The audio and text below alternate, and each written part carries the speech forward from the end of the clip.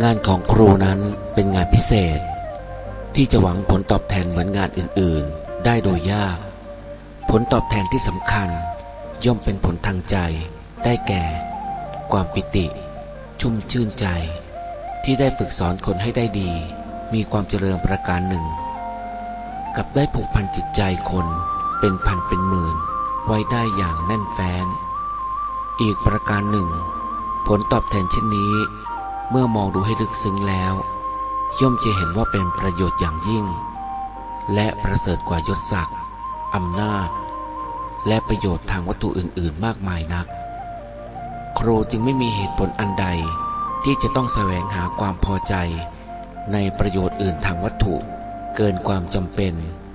เพราะถ้าหากหันไปหาประโยชน์ทางวัตถุกันแล้วก็จะทำหน้าที่ครูได้ไม่เต็มที่พระบรมราโชวาทพระบาทสมเด็จพระเจ้าอยู่หัว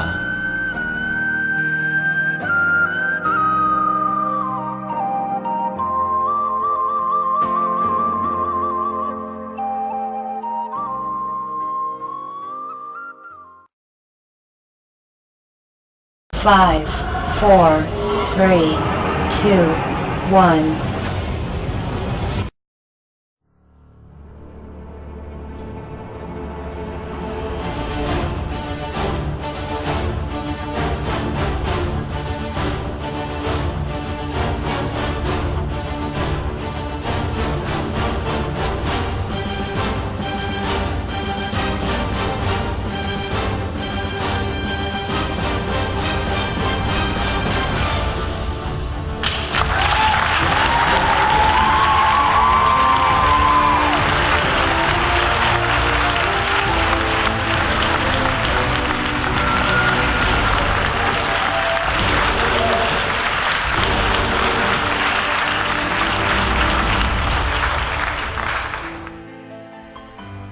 ผลงานทางวิชาการเรื่องการพัฒนาทักษะการพูดจัดรายการเสียงตามสายด้วยกิจกรรมดีเจรุ่นเยาว์ของนักเรียนชั้นประถมศึกษาปีที่ 5/2 โดยจัดประสบการณ์จริงและเสนองานผ่านโซเชียลเน็ตเวิร์กนำเสนอผลงานโดยนางสาวเบญจวรรณจินาตำแหน่งครูวิทยาฐานะครูชำนาญการโรงเรียนเทศบาล1วัดสตูลสันตยารามสังกัดกองการศึกษาเทศบาลเมืองสตูลจังหวัดสตูลค่ะมาเถิดมาเรียนรู้ฟังครูสอนหยุดเล่นก่อนได้ไหมเด็กๆจ๋าจัดรายการเสียงตามสายหญิงชายมาฟังเถิดฟังอย่ารอช้ามาเร็วไวมีหลากหลายรายการทั้งรื่นเริงภาคบันเทิงทั้งความรู้ดูสดใสดีเจรุ่นเยาว์เทศบาล1เสียงก้องไกลสำราญใจชวนมาฟังจะนั่งเพลินวันนี้ขอนำเสนอรายการเสียงตามสายกับการพัฒนาทักษะการพูดของนักเรียนชั้นประถมศึกษาปีที่ 5/2 จำนวน 22 คนด้วยกิจกรรมดีเจรุ่นเยาว์ช่วงมื้อเที่ยงบันเทิงในช่วงเวลา 11:40 นาทีถึงเวลา 12:20 นาทีหลังพักรับประทานอาหารกลางวันโดยมีนักเรียนจัดรายการจำนวน2คนต่อ1รายการรวมทั้งหมด11รายการเด็กๆทุกคนพร้อมกันหรือยังคะถ้าพร้อมแล้วมาติดตามฟังกันได้เลยค่ะรายการที่8เคล็ดไม่ลับกับบีนีนเป็นรายการที่บอกเกร็ดเล็กเกร็ดน้อยให้ผู้ฟังได้เรียนรู้กันค่ะดำเนินรายการโดยเด็กหญิงวณิชยาดอละและเด็กหญิงนัสนินสุปราณี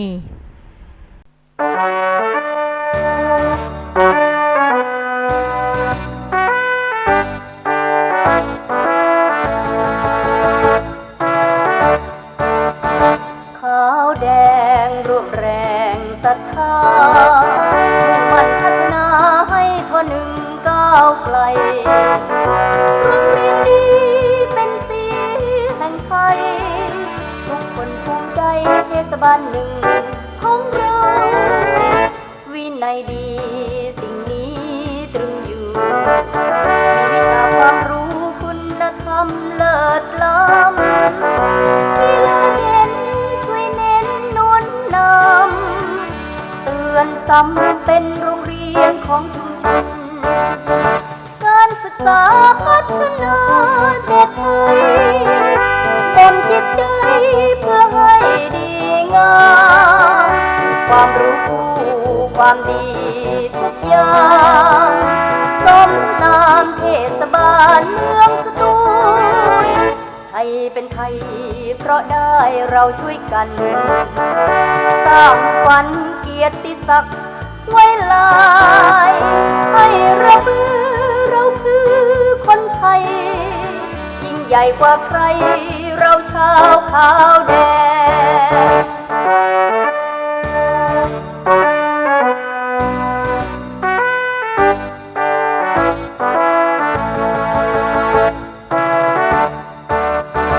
ขาวแดงร่วมแรงศรัทธามุ่งมั่นพัฒนาให้ทอหนึ่งก้าวไกลโรงเรียนดีเป็นสีแห่งไทย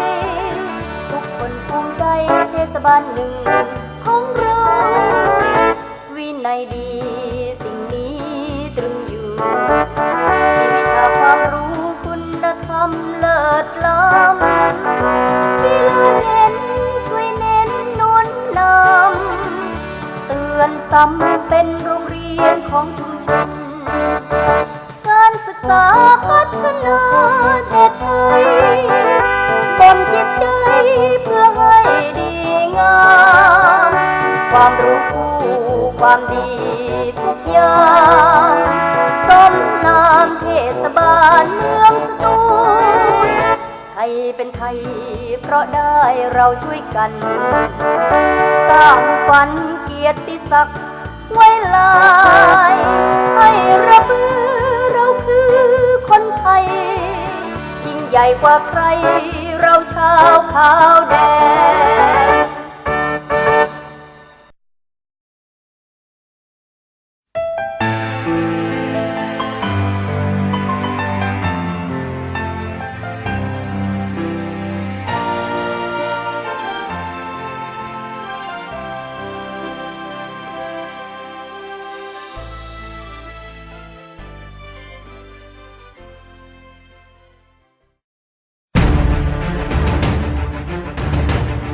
โรงเรียนเทศบาล1วัดสตูลสันติยารามตั้งอยู่เลขที่ 81/1 ถนนเรืองฤทธิ์จรูนตำบลพิมานอำเภอเมืองจังหวัดสตูลปัจจุบันเปิดทำการสอนในระดับชั้นประถมศึกษาปีที่ 1 ถึงชั้นประถมศึกษาปีที่ 6 โดยมีนายนิยมมัชรินทร์ดำรงตำแหน่งในฐานะผู้อำนวยการสถานศึกษาและนางสาวปัญญลักษณ์สุวรรณรัตน์ดำรงตำแหน่งในฐานะรองผู้อำนวยการสถานศึกษาโรงเรียนเทศบาล1วัดสตูลสันติยารามดำเนินงานภายใต้คำขวัญที่ว่าส่งเสริมวิชาการสืบสานคุณธรรมก้าวล้ำเทคโนโลยีมีสัมพันธ์กับชุมชนอีกทั้งมุ่งเน้นปรัชญาในการสร้างคนดีมีความรู้ผู้สังคมเหล่านี้หลอมรวมจนโรงเรียนเกิดความเป็นอัตลักษณ์ด้านความเป็นหนึ่งเดียวกลมเกลียวสองศาสนาเพิ่มคุณค่าความมีคุณธรรมและเพื่อมุ่งก้าวสู่วิสัยทัศน์ของโรงเรียนเทศบาล1วัดสตูลสันติยารามให้มีการจัดการศึกษาเพื่อพัฒนาผู้เรียนให้มีคุณภาพตามเกณฑ์มาตรฐานการศึกษาภายใต้สภาพแวดล้อมที่ดีรู้เท่าทันเทคโนโลยีและการเปลี่ยนแปลงของสังคมมีทักษะการดำรงชีวิตอยู่ร่วมกันอย่างผสมกลมกลืนของประเพณีวัฒนธรรมท้องถิ่นและสากลซึ่งมีสีประจำโรงเรียนคือสีแดงและสีขาวสีแดงหมายถึงความมั่นคงปึกแผ่นเป็นอันหนึ่งอันเดียวกันสีขาวหมายถึงความบริสุทธิ์ความสง่างามมีดอกไม้ประจำโรงเรียนคือดอกกาหลงพนักงานครูเทศบาลพนักงานจ้างและบุคลากรรวม24คนมีนักเรียนจำนวน262คนมีอาคารเรียนทั้งหมด4หลังคือ 1. อาคารราชพฤกษ์ประกอบด้วยห้องอำนวยการห้องคอมพิวเตอร์ห้องศาสนาพุทธห้องศาสนาอิสลามห้องนาฏศิลป์ห้องสุขศึกษาพละศึกษาและห้องพัสดุ 2. อาคารดอกกาหลงประกอบด้วยห้องเรียนชั้นประถมศึกษาปีที่ 1-6 ห้องเรียนอิเล็กทรอนิกส์ห้องเรียนวิทยาศาสตร์ห้องพยาบาลห้องวิชาการห้องโสตทัศนูปกรณ์และห้องพักครู 3. อาคารดอกหางนกยูงประกอบด้วยห้องสื่อการเรียนการสอนภาษาไทยห้องปฏิบัติการทางภาษา ห้องประชุมห้องวิทยาศาสตร์ห้องสมุดและห้องศิลปะและ 4. อาคารอเนกประสงค์ใช้สำหรับจัดกิจกรรมต่างๆอาทิกิจกรรมกีฬาวันขึ้นปีใหม่วันแม่แห่งชาติวันไหว้ครูการประชุมผู้ปกครองนักเรียนเหล่านี้เป็นต้น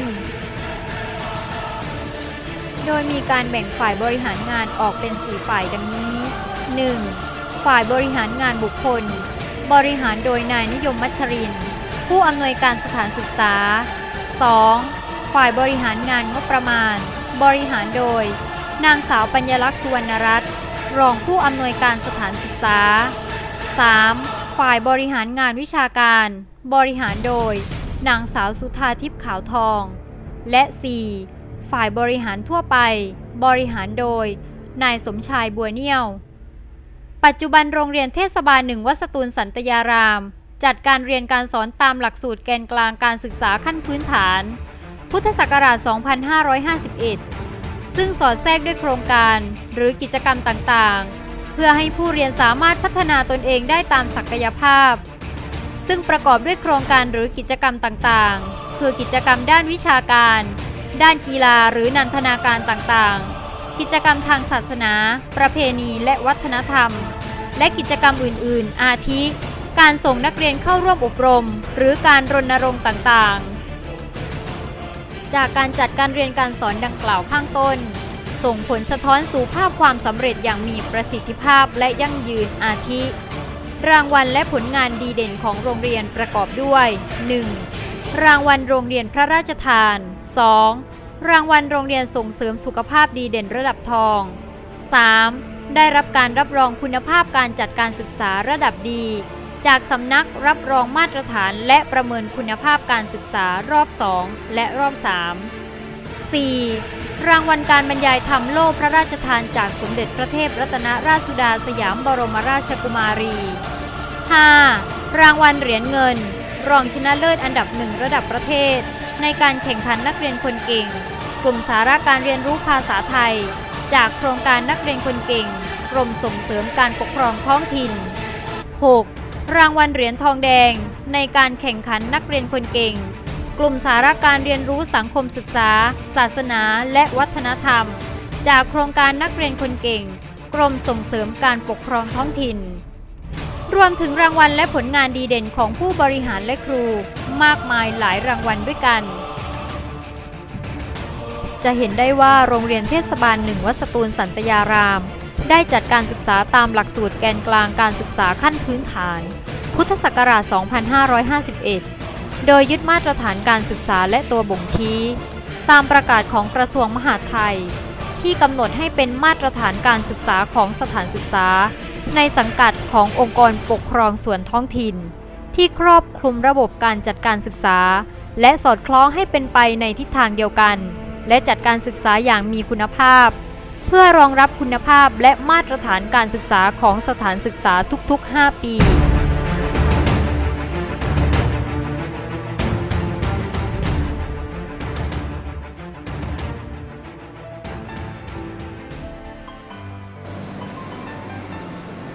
สวัสดีค่ะวันนี้มาพบกับพี่เด็กหญิงนัทลินตุปานีหรือดีเจนินค่ะและพี่เด็กหญิงวิชาดาระหรือดีเจบีค่ะ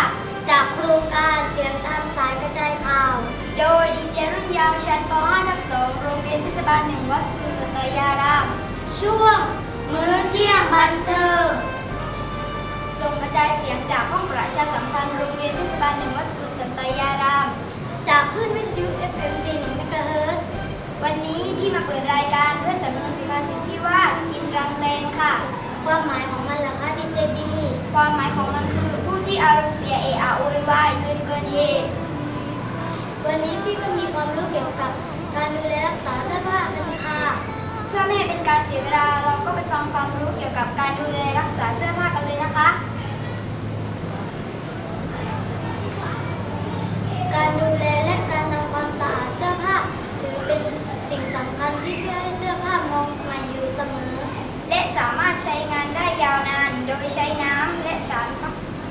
ซักฟอกเพื่อกระจัดเหงื่อใครฝุ่นละอองหรือคราบอื่นๆที่เปื้อนเสื้อผ้านอกจากนั้น การจัดเก็บเสื้อผ้าอย่างเป็นระเบียบเป็นหมวดหมู่จะช่วยให้เกิดความสะดวกเมื่อต้องการสวมใส่เสื้อผ้าที่สะอาดมีส่วนช่วยส่งเสริมบุคลิกภาพให้แก่ผู้สวมใส่ดังนั้นจึงควรศึกษาและปฏิบัติให้ถูกวิธี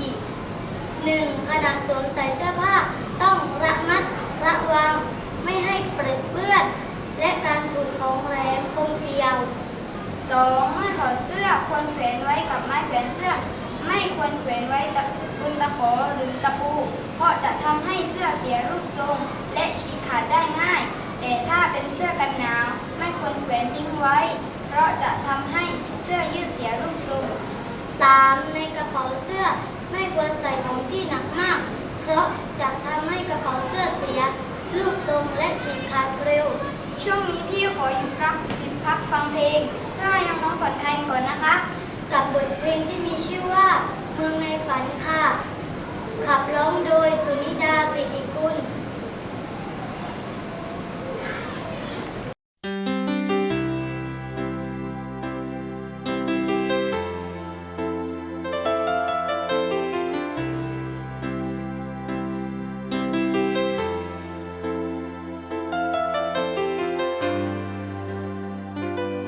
ฝันว่าบ้านเมืองของฉันนั้นเรืองรุ่งทุกฝ่ายมุ่งแก้อุบายคลายทุกสิ้นดอกไม้แห่งความสัตย์ซื่อบานทั่วถิ่นพื้นแผ่นดินสิ้นคนโกงสิ้นคนสร้าง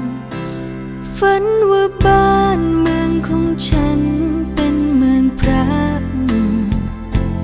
รถธรรมะหลั่งระรินทุกถิ่นฐานต้นไม้แห่งคุณธรรมแผ่กิ่งก้านประดุจม่านสีขาวพราวสดใสบ้านหลังใหม่ในความฝันฉันงามรู้บรรดาหมู่ผู้นำล้วนงามน้ำใจขอรับฉันการโกงกินสูญสิ้นไปทุกคนไม่หวงอำนาจอาบเงินสวย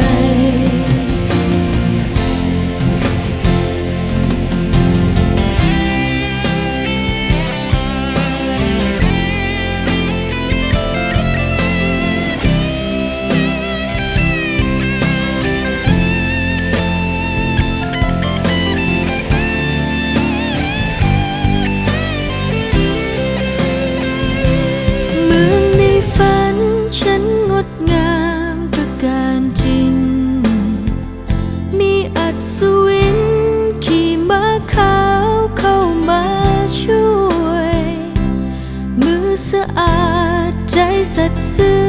ดูสดสวยทุกคนช่วยเกื้อกูลกันช่างสุขจริงบ้านหลังใหม่ในความฝันฉันงามรู้บรรดาหมู่ผู้นำล้วนงามน้ำใจขอรับฉันการโกงกิน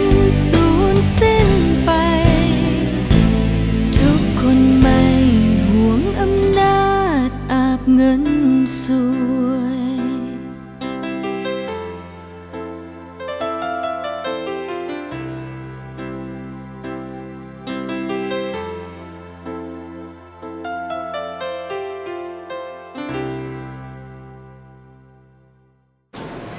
สำหรับบทเพลงเมืองในฝันก็จบลงไปแล้วนะคะเพลงนี้ก็สะท้อนถึงบ้านเมืองอันสงบสุขและคนที่ไม่คิดโกงต่อกันความสามัคคีและความสามัคคีที่มีต่อกันค่ะน้องๆก็ควรที่จะสามัคคีกันช่วยเหลือกันนะคะพี่ว่าน้องๆก็คงทำได้กันใช่ไหมคะ